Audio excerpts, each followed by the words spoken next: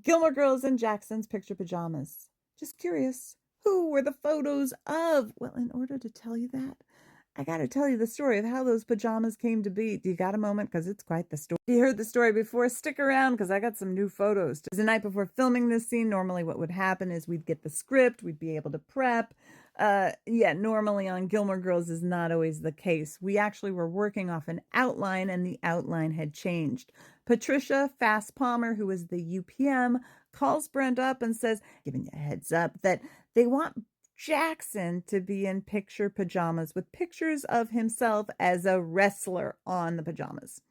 Brenda does not freak out, of course. Yes, okay, we will make this happen. Then she starts to freak out. She runs to set. She grabs me and she's like, Valerie, I need you right now.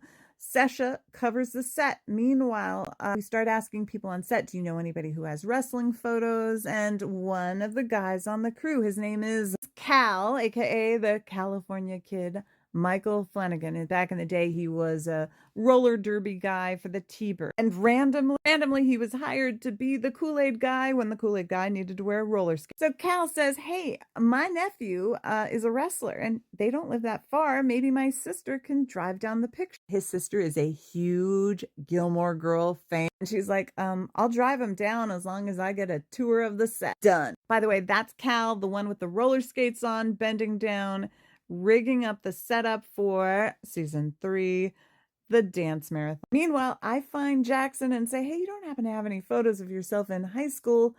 He says, yeah. And I go, were you a wrestler by chance? He says, no. He calls his dad, who then scans the photos and emails them to me. Meanwhile, while we're waiting for all these photos to get scanned and delivered, next I call my husband and tell him that there's a driver on the way to pick up my high school yearbook. We send Edie. She goes to pick up the high school yearbooks and brings them back to the lot. Then Brenda and I head to the Burbank Media Center to get pajamas for Suki, because she's also in the scene. Unfortunately, they did not have any pajamas for Jackson, but Brenda was like, wait a sec. I got a pair of pajamas in my kit back from when I worked on Cosby. Get your mind out of the gutter. They were just from her kit. Brenda and I get back to the lot, and I am browsing the web for wrestling photos with my illegal internet hookup that was in our tray. And the photos are coming in. The yearbook shows up. We scan some photos. I'm pretty good at Photoshop, so I start tweaking some of the images, changing colors, flipping them, distorting them. And of course,